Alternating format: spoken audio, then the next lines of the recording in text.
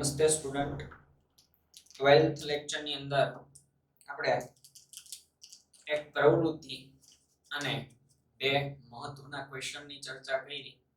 હવે આપણે એક ઇમ્પોર્ટન્ટ ક્વેશ્ચન ની આ લેક્ચર માં વાત કરવાની છે અને ખૂબ જ જરૂરી એવો ક્વેશ્ચન છે બોર્ડ માટે, અને જે આપણે ધોરણ 9 ની અંદર પણ તેમને આપણે સ્ટડી કરી ગયા છીએ. અને જે ઓઝોન સ્તરની વાત છે, જે ધોરણ 9 ની અંદર વિસ્તૃત આપણે આ પ્રશ્નનું સોલ્યુશન કરેલું છે. આ ચેપ્ટર ની અંદર અત્યારે પણ આપણે ઓઝોન સ્તરની જ વાત કરવાની છે. અને ટેક્સ્ટ બુક ની અંદર આપણે કંઈક ટાઇટલ આપેલ છે કે આપણી પ્રવૃત્તિઓ પર્યાવરણને કેવી રીતે અસર પહોંચાડી શકે છે. આપણી પ્રવૃત્તિઓ પર્યાવરણને કેવી રીતે અસર પહોંચાડી શકે, જેમની અંદર આપણે એક વૈશ્વિક સમસ્યાની ચર્ચા કરશું, જે ઓઝોન સ્તર છે. તો ઓઝોન સ્તર એટલે શું અને તે કેવી રીતે નિર્માણ પામે છે કે તે કેવી રીતે વિઘટન પામે છે, તેવા પ્રશ્નના સોલ્યુશન આપણે અહીંયા આ લેક્ચર ની અંદર કરવાના છે. ખૂબ જ મોસ્ટ ઇમ્પોર્ટન્ટ ક્વેશ્ચન છે કે ઓઝોન સ્તર અને તે કેવી રીતે વિઘટન પામે છે. તો હાલના સમયમાં આપણે જોઈએ તો લોકડાઉનના કારણે જે પ્રદૂષણ ઘટવાને કારણે ઓઝોન સ્તરની અંદર ઘણા એવા સુધારા આવ્યા છે. જો પ્રદૂષણ ઓછું થશે તો ઓઝોન સ્તરની અંદર ઘણા એવા સુધારા લાવી શકશું. તો આમ વૈશ્વિક સમસ્યાને દેશ બધા સંગઠનો ધ્યાનમાં રાખીને જો આવું સોલ્યુશન કરે તો ઓઝોન સ્તરના વિઘટનની અંદર એવો ઘણો બધો આપણે ફાયદો લાવી શકીએ અને વિઘટન થાય એને રોકી શકીએ છીએ. તો આમ સૌપ્રથમ આપણે ઓઝોન સ્તરની અંદર ચર્ચા કરીએ તો ઓઝોન સ્તરની અંદર 9મા ધોરણની અંદર આપણે એવી ચર્ચા કરી હતી કે તે કેવી રીતે નિર્માણ પામે છે, તેમનું વિઘટન શું થાય, તેમની અસરો કઈ કઈ છે, અને જેમની અંદર મહત્વના કયા એવા વાયુઓ છે કે જે વિઘટન કરવામાં વધારે પડતો એનો મુખ્ય ફાળો હોય છે. તો આવી ચર્ચા આપણે ધોરણ 9 માં કરી. ત્યાર પછી આપણે અત્યારના લેવલ પ્રમાણે ટેક્સ્ટ બુક આધારિત વાત કરીએ. આપણે બધા પર્યાવરણના અંતર્ગત ભાગ સ્વરૂપે છે, તેથી પર્યાવરણમાં થતું પરિવર્તન આપણને અસર પહોંચાડે છે. પર્યાવરણની અંદર જો કાંઈ પણ થોડો ઘણો પણ ફેરફાર થાય, એટલે કે ઋતુની અંદર ફેરફાર થાય, તાપમાનની અંદર ફેરફાર થાય, પર્યાવરણની અંદર એવા ઘટકોની અંદર જો કાંઈ પરિબળની અંદર કાંઈ ફેરફાર થાય તો તેમની અસર આપણા દરેક સજીવો ઉપર પડે છે. કારણ કે આપણે એની અંદર આ વાતાવરણની અંદર આપણે આવેલા છે, અને જો આવા વાતાવરણની અંદર કઈ ઘટકોની અંદર પરિબળોમાં ફેરફાર થશે તો તેમની અસર આપણા ઉપર એ તરત જ કંઈક ને કંઈક અસર જોવા મળશે. કાં ડાયરેક્ટ અસર હશે, કાં ઇનડાયરેક્ટલી અસર થશે. આપણને નુકસાની ઘણીવાર જતી હોય છે, કાં ડાયરેક્ટ જતી હોય, કાં ઇનડાયરેક્ટલી જતી હોય. આમ પર્યાવરણમાં થતું પર્યાવરણમાં પરિવર્તન થાય છે, આપણને પણ અસર પહોંચાડે છે. અને આપણી પ્રવૃત્તિઓ આપણી ચારે તરફના પર્યાવરણને અસર પહોંચાડે છે. અને આવી આપણી કોઈ અન્ય પ્રવૃત્તિઓ છે એ પર્યાવરણને અસર પહોંચાડે છે.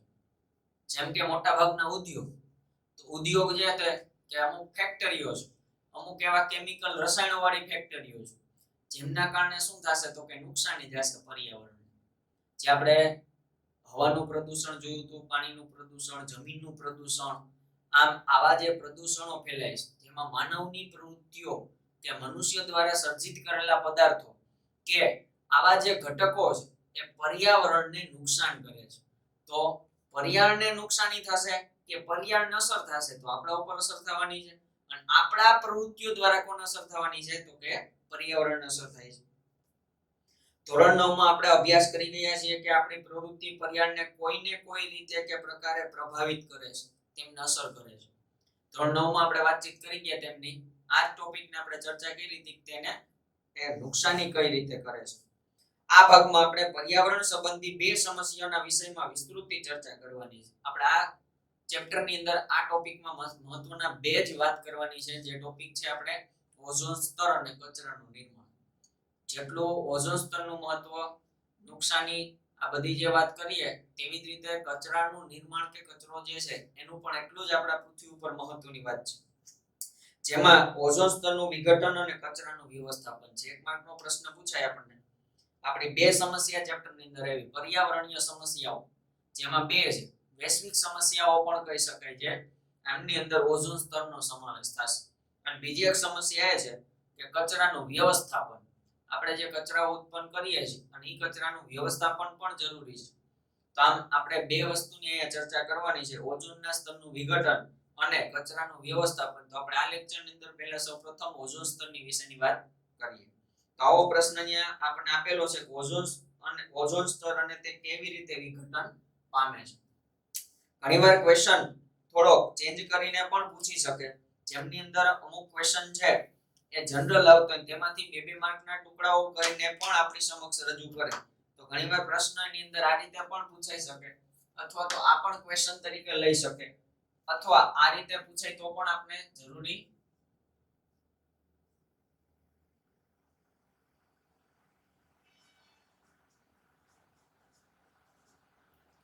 ઓઝોન કેવી રીતે નિર્માણ પામે છે.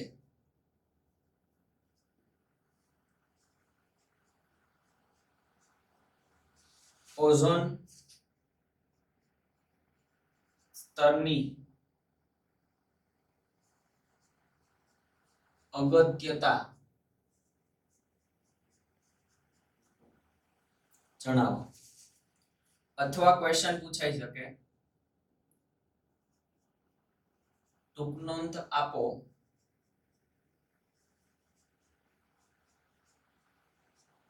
ઓઝોન સ્તર. આવા ઘણા બધા પ્રશ્નો પૂછી શકાય, જેમની અંદર જે રીતે પ્રશ્ન પૂછો, કેટલો પ્રશ્ન પૂછો તે ઉપર આપણે એનો આન્સર આપવાનો હોય છે. ટૂંક નોંધ પૂછાય કે જનરલ ક્વેશ્ચન પૂછાય તો સંપૂર્ણ રીતે એનો જવાબ આપણે આપવો જરૂરી છે. અને ભાગ્ય મુજબ જવાબ આપે અને ક્વેશ્ચન પૂછે તો આપણે એ પ્રમાણે આપણે આન્સર આપવો પડશે. કેટલો ક્વેશ્ચન પૂછો તે પ્રમાણે આપણે આન્સર લખવા જરૂરી છે. તો આમ ઓઝોન સ્તરની અંદર આવા ક્વેશ્ચન પૂછાય તો તેમની અંદર સૌપ્રથમ આપણે જનરલ ચર્ચા કરીએ.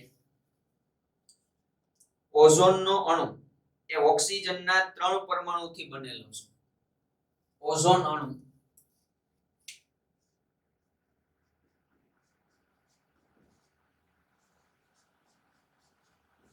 જે ઓક્સિજનના 3 પરમાણુથી બનેલો છે.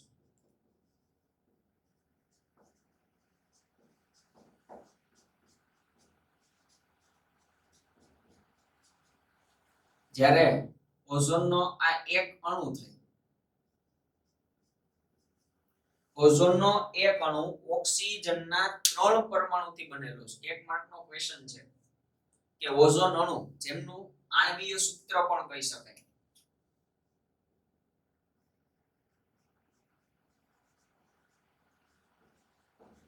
આણ્વીય સૂત્ર પૂછાય તો આપણે આ રીતે લખી શકાય O3, જેમાં એક અણુ છે પરંતુ એમાં ઓક્સિજનના 3 પરમાણુ છે, જે ત્રિપરમાણીય અણુ પણ કહી શકાય.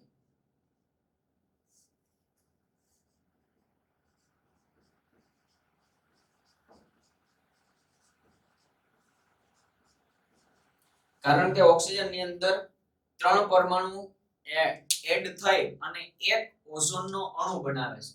ઓઝોન અણુ જે O3 જે એક અણુ આણ્વીય સૂત્ર O3 થશે, ત્રિપરમાણીય અણુ કહેવાય. આનો મતલબ એવો થયો ઓક્સિજનના 3 પરમાણુઓ છે. જ્યારે સામાન્ય ઓક્સિજન જેના અણુમાં 2 પરમાણુ હોય છે, આ ઓઝોન અણુની વાત થઈ. જ્યારે સામાન્ય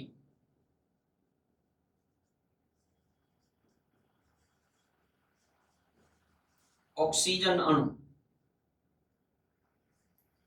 જેમાં O2 હોય છે, એટલે કે ઓક્સિજનના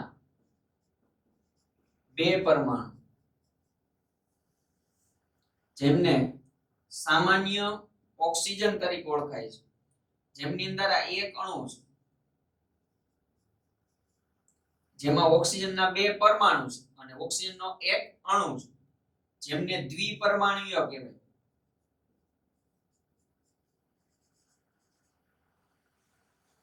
આવો આપણે કેમિસ્ટ્રીની અંદર વારંવાર અભ્યાસ કરતા હોય. મોનો એટલે 1, દ્વિ એટલે 2, ટ્રાય એટલે 3, બાયો એટલે 2 થાય. આપણે કહીએ ને બાયોનોમિયલ, પોલિનોમિયલ, ઘણા બધા. તેવી રીતે આપણે 3 પરમાણુ તો ત્રિપરમાણીય થાય, ટ્રાયોનોમિયલ 3, દ્વિપરમાણીય બાયોનોમિયલ, બાયો એટલે 2 તો આમ એક અણુ પણ બે પરમાણુ, એક અણુ ત્રણ પરમાણુ. આ જે સામાન્ય ઓક્સિજન જે આપણે શ્વાસોશ્વાસની ક્રિયાની અંદર ઉપયોગ લેતા હોય O2 ઓક્સિજન અણુ, અને સામાન્ય ઓક્સિજન જેના અણુમાં બે પરમાણુ હોય તે ઓક્સિજન બધા પ્રકારના જારક સજીવો માટે આવશ્યક છે. આ જે છે ઓક્સિજન એ જારક શ્વસન કરતા બધા સજીવો માટે ઉપયોગી છે. હવે જારક શ્વસન કરતા હોય એટલે શું? તો કે આપણે એની ચર્ચા કરી હતી, જારક શ્વસન અજારક શ્વસન. ટૂંકમાં અત્યારે આપણે વાત કરી લે, આનો વિસ્તૃત અભ્યાસ આ ચેપ્ટરની બાયોલોજી ની અંદર આવવાનું છે. જારક શ્વસન એટલે ઓક્સિજનની હાજરીમાં થતો હોય.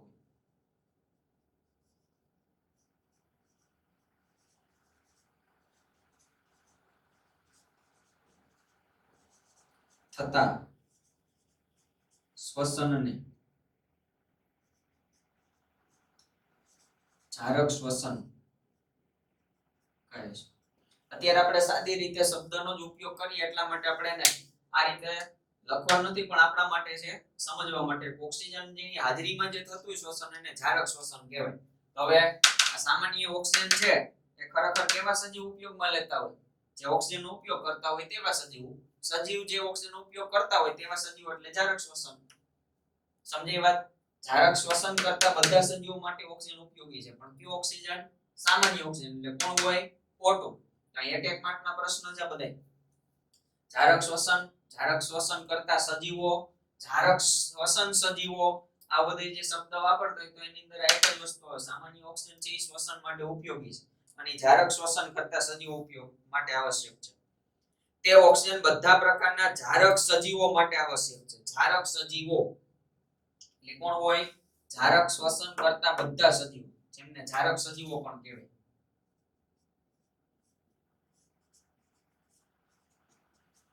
જારક સજીવો માટે ઉપયોગી. જારક એટલે કોણ થાય? તો કે જે ઓક્સિજન માટે ઉપયોગી, આવા સામાન્ય ઓક્સિજનનો ઉપયોગ કરતા હોય તેવા સજીવો. ઓઝોન એક ઘાતક વિષ છે. જ્યારે ઓઝોન છે ને ઘાતક વિષ છે.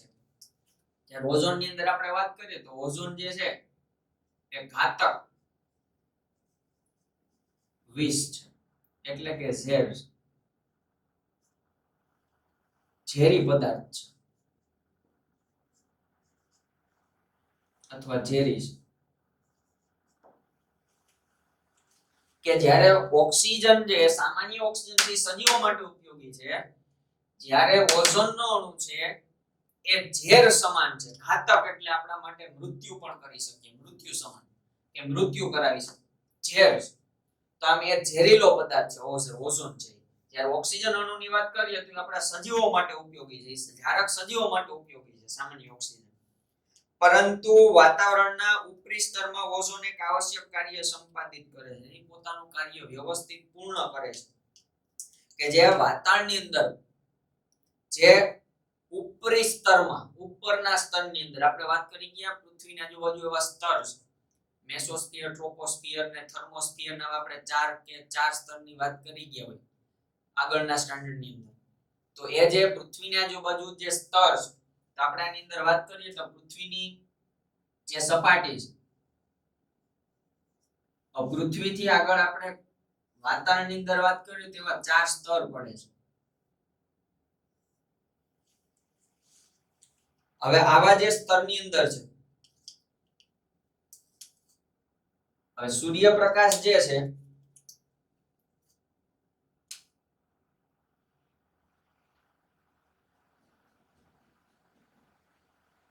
જેમાંથી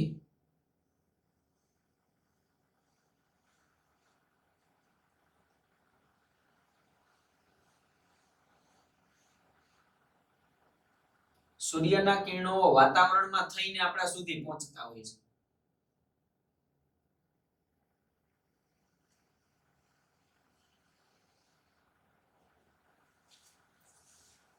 સૂર્યના કિરણો જે છે એ વાતાવરણમાં થઈને પૃથ્વીની સપાટી ઉપર પહોંચે છે. આ જે છે પૃથ્વીની સપાટી.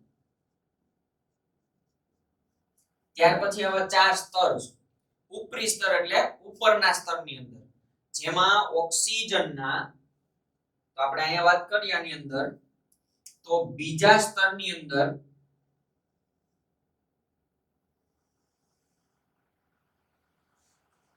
જેમાં ઓક્સિજન O3 ના અણુઓ છે,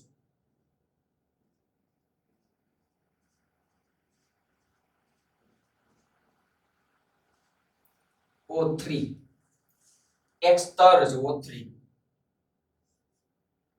સ્ટ્રેટોસ્ફિયર.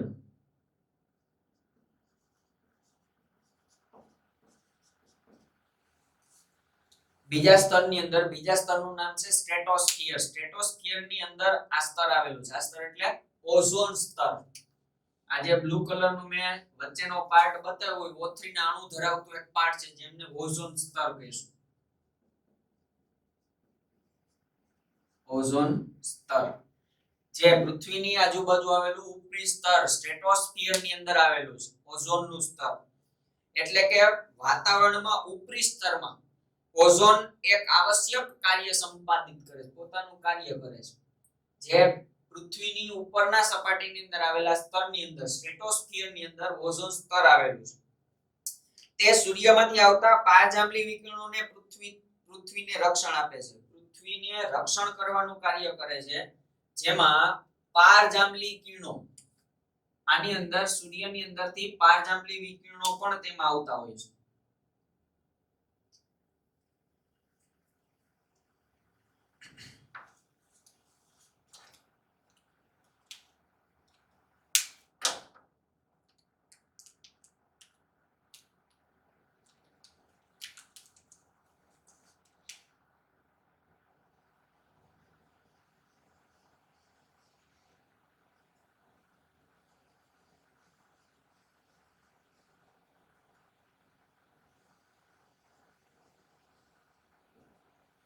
હવે આવા જે પારજાંબલી વિકિરણો છે,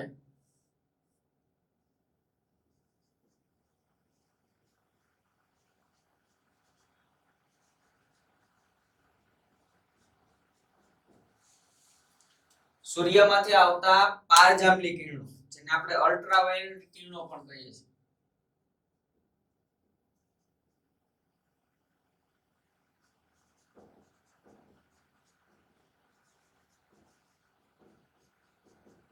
અથવા એને આપણે યુવી કિરણો પણ ઓળખીએ છીએ.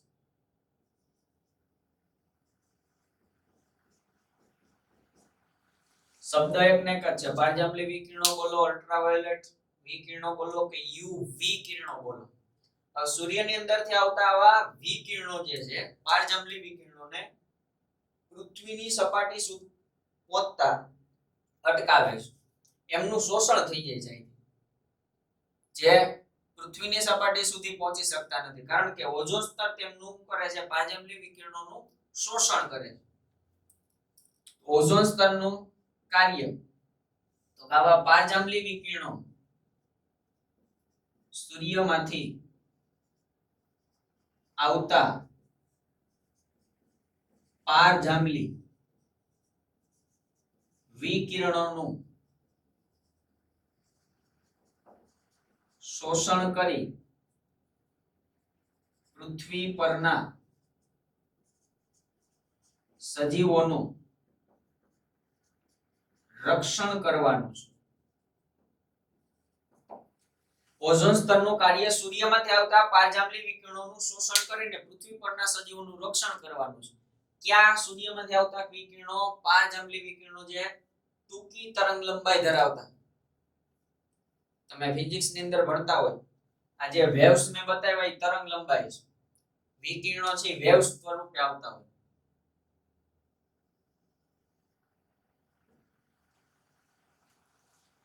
જે પારજાંબલી વિકિરણો છે તેમનું શોષણ કરે છે અને પૃથ્વીના જે સજીવો છે તેમનું રક્ષણ કરવાનું કાર્ય કરે છે. આ પારજાંબલી વિકિરણો એ સજીવો, આ જે યુવી કિરણો છે, અલ્ટ્રાવાયોલેટ જે કિરણો છે, તેના માટે અત્યંત હાનિકારક છે. સજીવો માટે અત્યંત નુકસાન કરે.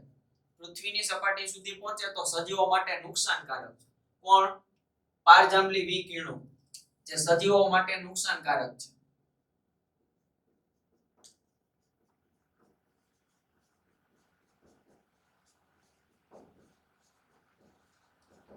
હવે જો આવા નુકસાનકારક જો વિકિરણો પૃથ્વી સુધી પહોંચશે તો પૃથ્વી ઉપર આવેલા સજીવો માટે એ નુકસાન છે. ઉદાહરણ તરીકે માનવમાં ત્વચાનું કેન્સર ઉત્પન્ન કરી શકે. જો અલ્ટ્રાવાયોલેટ કિરણો છે એ પૃથ્વી સુધી પહોંચશે તો પૃથ્વી ઉપર સજીવો માટે નુકસાની થશે.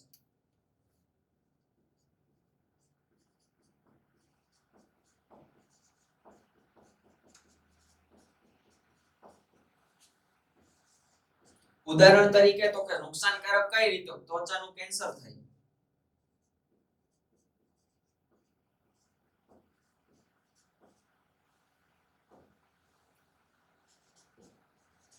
પાચન ક્રિયા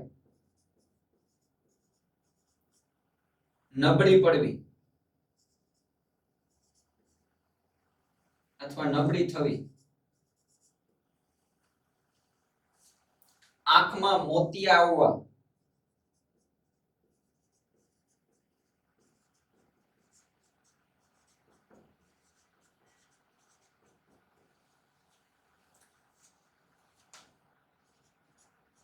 સફેદ ડાઘ થવા, ત્વચા ઉપર સફેદ ડાઘ થાય, સફેદ ડાઘ થવા, વનસ્પતિમાં રોગ ફેલાવો,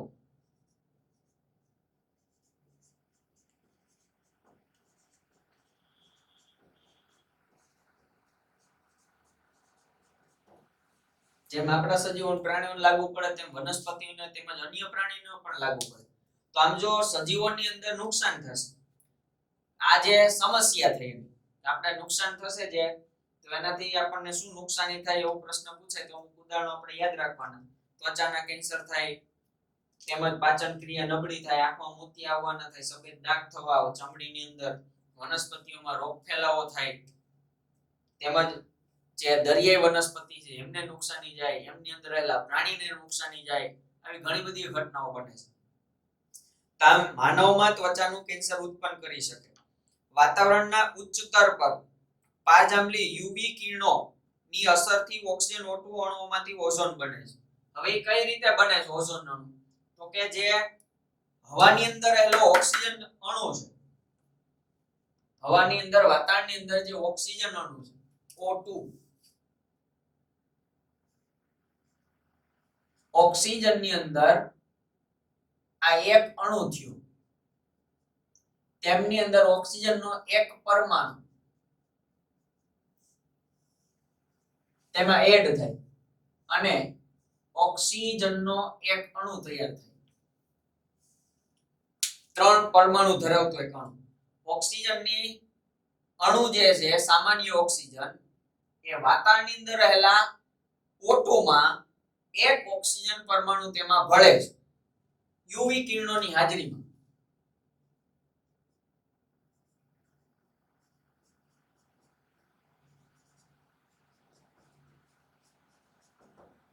આ લખવાની જરૂર નથી, અહીં આપણે યુવી કિરણો એવું લખીએ તો પણ ચાલે. યુવી કિરણોની હાજરીમાં વાતાવરણના ઉચ્ચ સ્તર પર આ ક્રિયા ક્યાં થાય? વાતાવરણના ઉપરના સ્તરની અંદર જે યુવી વિકિરણોની અસરથી ઓક્સિજન એટલે કે O2 અણુથી ઓઝોન સ્તર બને છે. O2 અણુથી ઓઝોનનો સ્તર બને છે. આ O2 નો એક અણુ છે જેમની અંદર ઓક્સિજન એક પરમાણુ તૈયાર કરે. ઈ પહેલા કઈ ઘટના થઈ? તો કે યુવી કિરણો જે છે અલ્ટ્રાવાયોલેટ કિરણોની હાજરીમાં ઓક્સિજનના અણુઓને તોડવામાં આવે. એક અલગથી વાત કરીએ આપણે. સૌપ્રથમ પહેલા શું થશે? તો કે આ ઓક્સિજનનો અણુ છે એને તોડવામાં આવે ઓક્સિજનના પરમાણુની અંદર. જે યુવી કિરણો જ કાર્ય કરે છે, બનાવવામાં કામ ઈ જ કરે. તો ઓક્સિજનના પરમાણુ જે છૂટા પડે એ વાતાવરણમાં રહેલા અન્ય અણુ O2 સાથે સંયોજાય. આવા જે O2 માંથી છૂટા પડેલા પરમાણુ છે, આવા છૂટા પડેલા પરમાણુ શું કરશે? તો કે અન્ય જે વાતાવરણમાં O2 નો અણુ હોય તેમની સાથે શું થાય? એ જોડાશે. હવે જોડાઈને શું થશે? તો કે એમાં ઓક્સિજનનો એક અણુ જોડાશે એટલે એ 3 પરમાણુ અણુ ધરાવતો એક અણુ થઈ જશે જે ઓઝોન થાય. આ ઓઝોનનો એક અણુ તૈયાર કરવા માટે ઓક્સિજન અણુ, સામાન્ય ઓક્સિજન અણુ અને તેની અંદર એક પરમાણુ એડ થાય અને જે O3 અણુ તરીકે ઓળખાય અને જે ઓઝોન સ્તર તરીકે આપણે ઓળખીએ છીએ કે વાતાવરણના ઉપરના સ્તર પારજાંબલી વિકિરણોની અસરથી, સાંભળજો, યુવી કિરણોની અસરથી નહીં, આની હાજરીમાં કામ કરે છે. O2 અણુ એ O2 અણુઓથી ઓઝોન સ્તર બને છે. ઉચ્ચ ઉર્જાવાળા પારજાંબલી કિરણો ઓક્સિજન અણુને O2 નું વિઘટન કરીને સ્વતંત્ર ઓક્સિજન પરમાણુ બનાવે છે. અહીંયા શું થયું? O2 અણુ, વ્યવસ્થિત આપણે વાત કરી, આ જે O2 અણુ છે તે પારજાંબલી વિકિરણો ઉચ્ચ ઉર્જા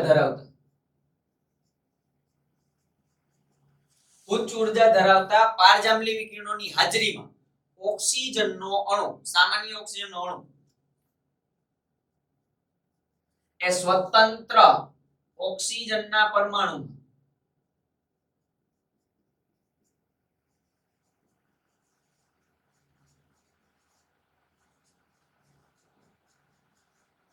તૂટે છે. આ ઓક્સિજન છે સામાન્ય ઓક્સિજનના સ્વરૂપમાં તૂટે છે. એટલે કે ઓક્સિજન સામાન્ય અણુ જે છે O2 એ ઉચ્ચ ઉર્જા ધરાવતા પારજાંબલી વિકિરણોની હાજરીમાં સ્વતંત્ર ઓક્સિજનના પરમાણુની અંદર તૂટી જાય. હવે આ જે ઓક્સિજન પરમાણુ છે એ ખરેખર અહીંયા ઓક્સિજનના અન્ય વાતાવરણની અંદર રહેલા અન્ય ઓક્સિજનના પરમાણુ સાથે સંયોજાય છે. આ વાતાવરણમાં આવેલો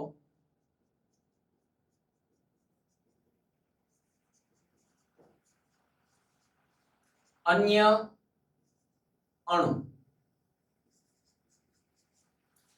O2 છે તેની સાથે ઓક્સિજનનો એક પરમાણુ પેલા ક્રિયા થઈ.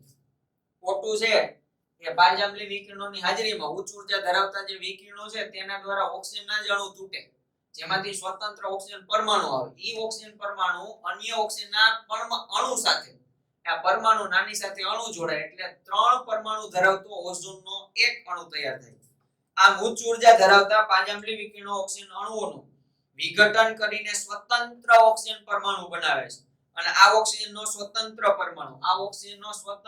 પરમાણુ એ અણુ સાથે, આ સ્વતંત્ર પરમાણુ ઓક્સિજન અહીં આપણે લખી શકીએ સ્વતંત્ર પરમાણુ. આ પરમાણુ કેવો છે? વાથી છૂટો થયો એ.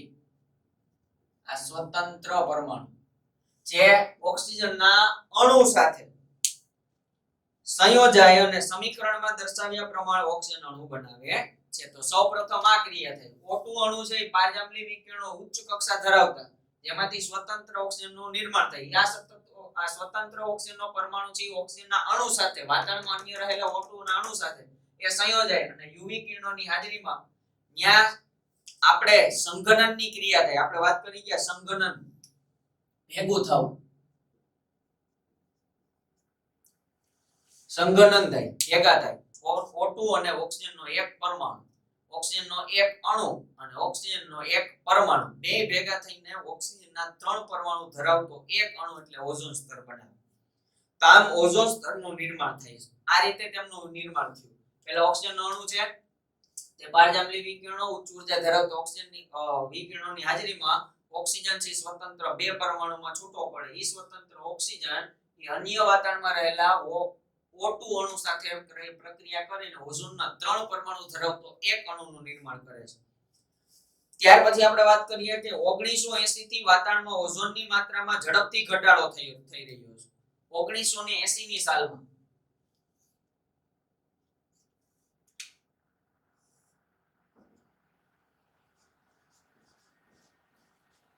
1980 માં ઓઝોન સ્તરમાં ઘટાડો થયો.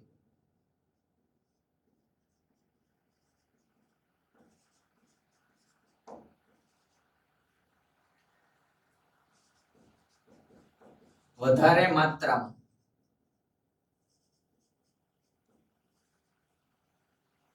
થતો જોવા મળ્યો.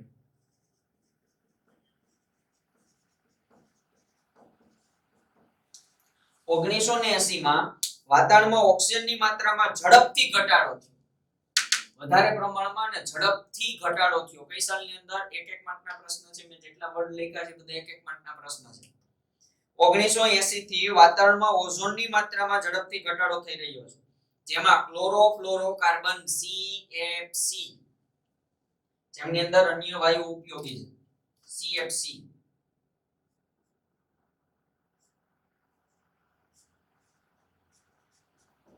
ક્લોરો, જેમાં CFC ક્લોરો ફ્લોરો કાર્બન,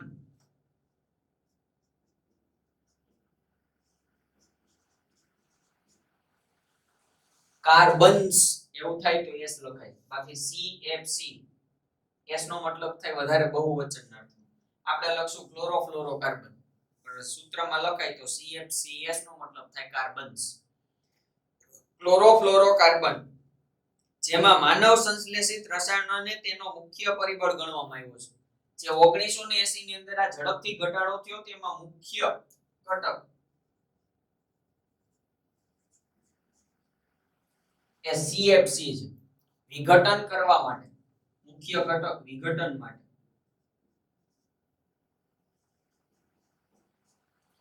જે CFC ક્લોરોફ્લોરોકાર્બન છે તેવો અન્ય પણ છે HFC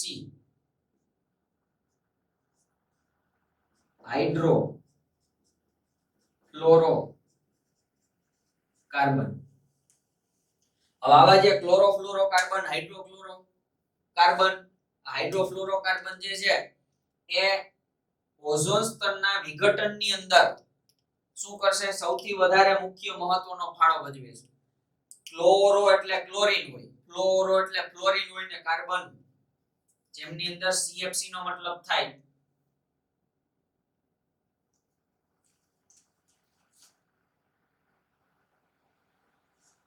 કાર્બન થી 4 બંધ બનાવે, જેમાં કાર્બન સાથે ક્લોરીન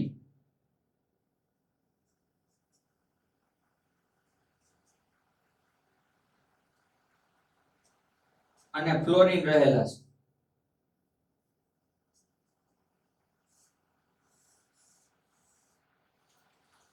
એક કાર્બન છે અને તેની સાથે એક ક્લોરીન ના અણુ છે ને ફ્લોરીન છે. F એટલે ફ્લોરીન, C એટલે કાર્બન અને Cl એટલે ક્લોરીન. ફ્લોરો એટલે ફ્લોરીન, કાર્બન એટલે કાર્બન ને ક્લોરો એટલે ક્લોરીન. તો ક્લોરો એટલે ક્લોરીન થાય, ક્લોરો એટલે ફ્લોરીન થાય, કાર્બન એટલે Cl કાર્બન થાય. તો કાર્બન સાથે ક્લોરીન અને ફ્લોરીન એનું આણ્વીય બંધારણીય સૂત્ર છે. આપણે વધારે પડતું પૂછાતું નથી પણ આપણે વધારે યાદ રાખવાનું.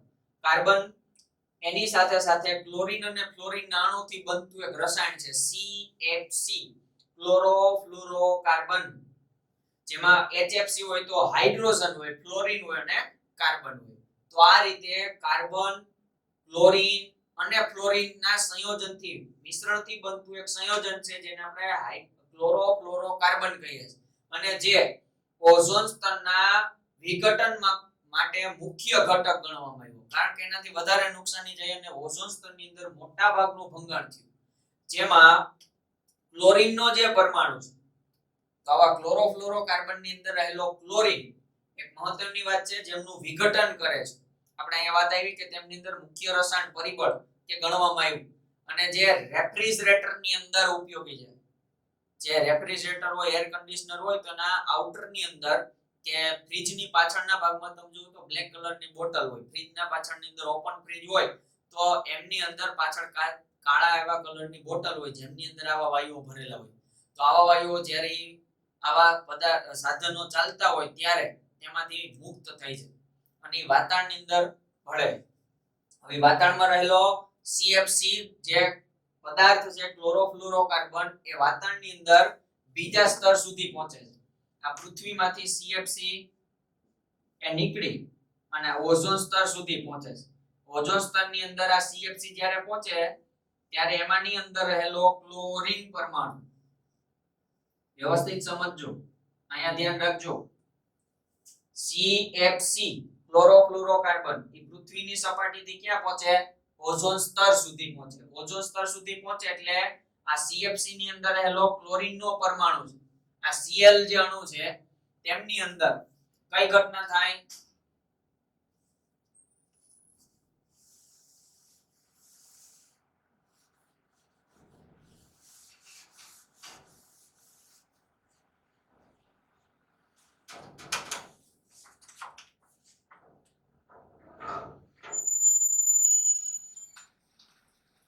હવે આમ જે CFC જે પૃથ્વીની સપાટીથી ઓઝોન સ્તર સુધી પહોંચે છે ત્યારે એમાં રહેલો કાર્બન ક્લોરીન જે છે એ ઓઝોન અણુ સાથે ક્રિયા કરે છે.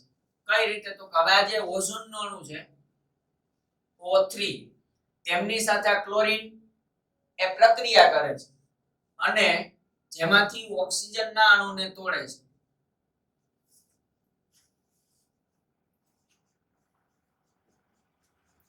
ક્લોરીનનો પરમાણુ અહીંયા એક પરમાણુ છે, જ્યારે ઓઝોનનો એક એવા 1,00,000 અણુ નું ક્લોરીન એક પરમાણુ દ્વારા વિઘટન થાય છે. ક્લોરીનનો એક પરમાણુ હોય જ્યારે ઓઝોનના એવા 1,00,000 અણુ હોય. ક્લોરીનનો એક પરમાણુ એવા 1,00,000 અણુઓને વિઘટન કરી નાખે છે.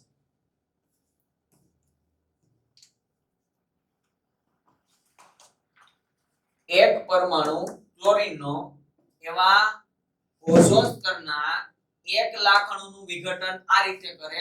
ઓક્સિજન જે છે એના એક અણુની અંદર અને પરમાણુની અંદર એ સ્વતંત્રતા મુક્ત કરે છે. આ રીતે તેને સ્વતંત્ર મુક્ત કરે છે. વ્યવસ્થિત અહીં ધ્યાન આપજો. ક્લોરીનનો એક પરમાણુ ઓઝોનના 1,00,000 અણુનું વિઘટન કરે છે અને આ રીતે ઓક્સિજનનો અણુ છે એની અંદર સ્વતંત્ર જે પરમાણુ જોડાયેલો હતો એને ફરી પાછો શું કરશે? તે મુક્ત કરે છે. તો આવી રીતે ક્લોરીનનો અણુ છે આવા ઓઝોનના અણુ સાથે પ્રક્રિયા કરી અને જેમાંથી ઓક્સિજનના અણુને તોડતો જાય છે. આ ઓક્સિજનનો અણુ છે ફરી પાછો ક્લોરીન સાથે ફરી ક્રિયા કરે. આમ ઓક્સિજનના પરમાણુ સ્વતંત્ર થઈ જાય, સાવ મુક્ત થઈ જાય. ઓક્સિજનના સ્વતંત્ર પરમાણુમાં મુક્ત કરે છે.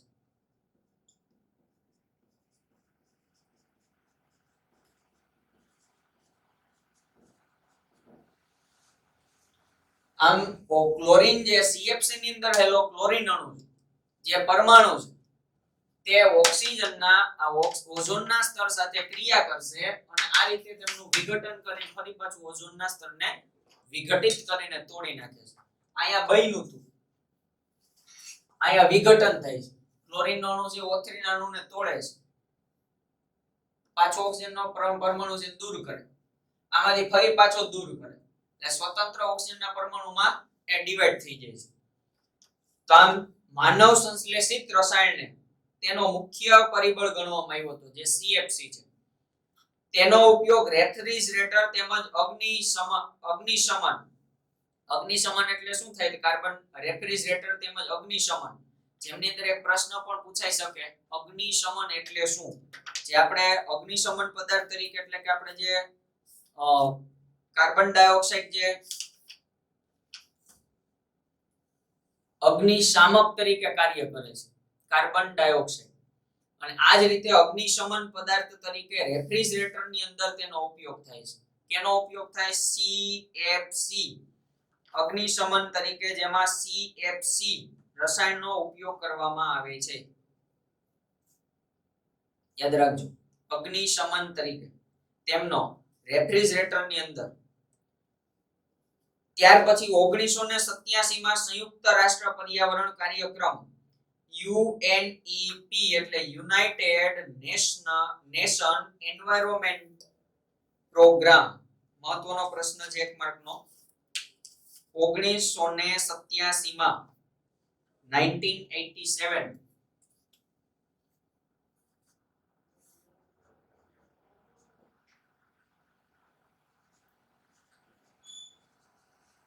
સંયુક્ત રાષ્ટ્ર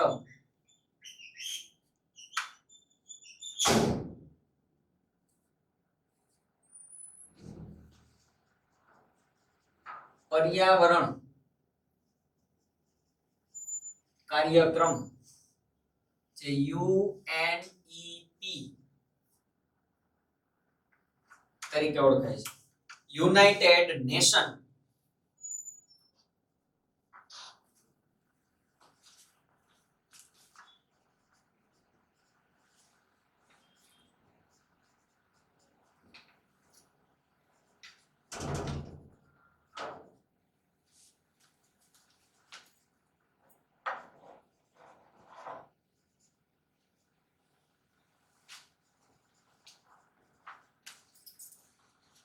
United nation environmental programme UNEP 1987 સંયુક્ત રાષ્ટ્ર પર્યાવરણ કાર્યક્રમ જે UNEP તરીકે ઓળખવામાં આવે 1987 ની અંદર આ બધા એક એક માર્કના પ્રશ્ન છે 1987 માં સંયુક્ત રાષ્ટ્ર પર્યાવરણ કાર્યક્રમ UNEP જેમાં સર્વાનુમતે નક્કી કરવામાં આવ્યું કે CFC નું ઉત્પાદન જે 1987 ના સ્તર પર જ સીમિત રાખવામાં આવે આવું નક્કી કરવામાં આવ્યું કે જે CFC નું પ્રમાણ જે પૃથ્વી દ્વારા એટલે કે માનવ સર્જિત જે સંયોજનો છે તેમનું પ્રમાણ જેટલું છે તેટલું જ આપણે એનું જો નિયમન કરવામાં આવે તો તેના માટે નિયમ ઘડવામાં આવ્યો કે જે UNEP દ્વારા નક્કી કરવામાં આવ્યું કે CFC નું ઉત્પાદન જે 1987 ના સ્તર પર જ સીમિત રાખવામાં આવે એટલે જે લેવલ હતું ત્યાંથી વધારે લેવલ એ શક્ય ન બને અને વધારે લેવલ ન થાય તે માટેનો નિયમો ઘડવામાં આવ્યા અને CFC નું પ્રમાણ વધે નહીં તેવા એ વધારે પડતા રેફ્રિજરેટર ને બનાવતી વિશ્વની કંપની કે પ્રત્યેક કંપનીઓ માટે CFC મુક્ત રેફ્રિજરેટર બનાવવાનું ફરજિયાત કરવામાં આવ્યું અને એવું નક્કી થયું UNEP દ્વારા કે રેફ્રિજરેટર ની અંદર ઉપયોગમાં લેવામાં આવતો CFC જે છે એ દરેક કંપની માટે અને એવું નક્કી કર્યું કે દરેક કંપનીઓને CFC મુક્ત રેફ્રિજરેટર બનાવવામાં આવે તો આમ તેના કરતા અન્ય વાયુ એક જે CFC કરતા ઓછો પ્રોબ્લેમ થાય તેવો એક વાયુનો શોધ કરવામાં આવ્યો HFC જે CFC કરતા ઓછો નુકસાનકારક છે તો આવું UNEP દ્વારા નક્કી કરવામાં આવ્યું કે કંપનીઓને કહેવામાં આવ્યું કે રેફ્રિજરેટર છે એ CFC વગર ચાલે પણ તેના દ્વારા અન્ય વાયુ ઉપયોગમાં લેવામાં આવ્યો જે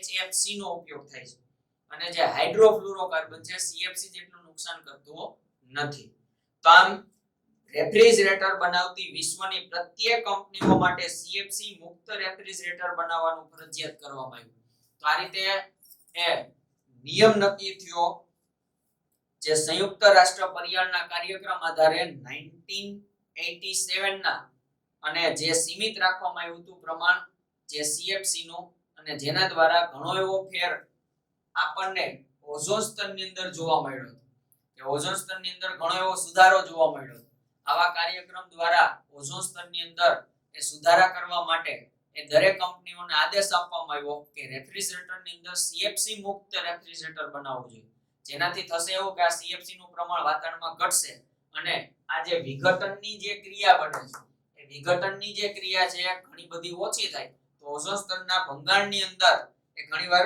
ફાયદો થાય છે તો આમ વધારે ને વધારે આપણે જો CFC નું પ્રમાણ કરશું તો વિઘટન વધશે જેમ પ્રમાણ આપણે ઘટાડશું તેમ એમની અંદર ઓઝોન સ્તરનું ભંગાણ પણ ઘટશે એટલે ઓઝોન સ્તરની અંદર જે વિઘટન થાય એ વિઘટન જે થાય છે એ વિઘટનની અંદર ઓઝોન સ્તરનું પ્રમાણ તૂટતું જાય છે એટલે O3 ના અણુ ત્યાંથી મુક્ત થાય છે અને O3 ના અણુ ત્યાંથી મુક્ત થાય એટલે ત્યાં છિદ્ર પડશે અને જે છિદ્રને ઓઝોન ગર્ત કે ઓઝોન છિદ્ર તરીકે ઓળખવામાં આવે છે જે આપણે એનું વિઘટન કહીએ છીએ ઓઝોન છિદ્ર એટલે જેટલા ઓઝોન સ્તર છે તેટલામાંથી ઓઝોનના અણુઓ છે એ ત્યાંથી વિઘટિત થઈ જાય છે વિઘટિત થાય એટલે ત્યાંથી એનો જગ્યા થાય ની જગ્યા થાય તો પૃથ્વી સુધી આવા પારજાંબલી વિકિરણો છે સપાટી સુધી પહોંચે છે આમની અંદરથી જે અલ્ટ્રાવાયોલેટ કિરણો હોય તેની અંદર પૃથ્વી સુધી પહોંચવા માંડે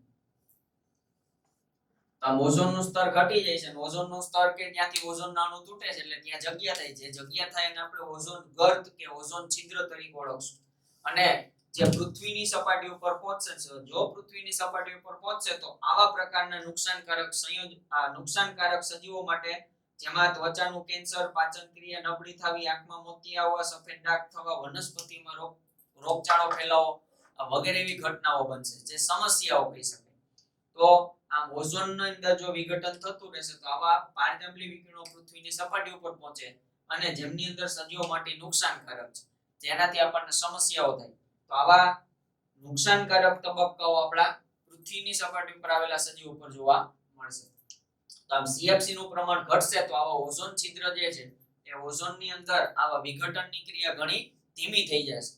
આમ આપણે વિઘટન કે ઓઝોન સ્તરનું નિર્માણ છે તે રીતે ફરી પાછું આની અંદર સુધારા વધારા કરી શકીએ. તો બને ત્યાં સુધી આવા જે અન્ય વાયુઓ છે તેમનું પ્રમાણ જેમ પર્યાવરણની અંદર ઓછું આપણે એડ કરશું તેમ ઓઝોન સ્તરની અંદર ઘણા એવા સુધારા કે ફાયદા કરી શકશું. તો આ ઓઝોન છિદ્ર છે એ વધારે પડતું વિઘટિત ન થાય અને મોટું ન થાય તેના માટે આપણે ધ્યાનમાં લેવાની બાબતો છે. તો આમ CFC નું પ્રમાણ બને ત્યાં સુધી ઓછો કરવો જોઈએ. એટલા માટે UNEP દ્વારા નિર્ણય લેવામાં આવ્યો કે દરેક કંપનીઓ જે છે રેફ્રિજરેટરની તેમની અંદર CFC મુક્ત રેફ્રિજરેટર બનાવવામાં આવે. તો આ રીતે આપણે અહીંયા ઓઝોન સ્તરની અંદર વ્યવસ્થિત રીતે આપણે આને મોસ્ટ ઇમ્પોર્ટન્ટ ક્વેશ્ચન સમજી અને બોર્ડની અંદર આવા ઘણા પ્રશ્નો આની અંદરથી નીકળી શકે. મહત્વનો પ્રશ્ન છે અને એકદમ વ્યવસ્થિત રીતે મોઢે તૈયાર કરવાનો છે. એક માર્કના પ્રશ્ન, ખાલી જગ્યાઓ હોય ટૂંક નોંધ પણ પૂછાઈ શકે. ફૂલ ક્વેશ્ચન આપણી તૈયારી હોવી જોઈએ. વધારાની ડિટેલ પણ આની અંદરથી તૈયાર કરવાની છે અને વ્યવસ્થિત રીતે તૈયાર કરવાનું. આપણે નેક્સ્ટ લેક્ચરની અંદર આગળનું જે કચરાનું પ્રબંધન છે એ બીજી જે ક્રિયા છે તે સંપૂર્ણ રીતે પૂરી કરશું અને લાસ્ટ ટોપિક આપણો આગળના ચેપ્ટરની અંદર પૂરો થશે લેક્ચરની અંદર. આ ઓઝોન સ્તરનું વિઘટન પૂર્ણ થાય છે.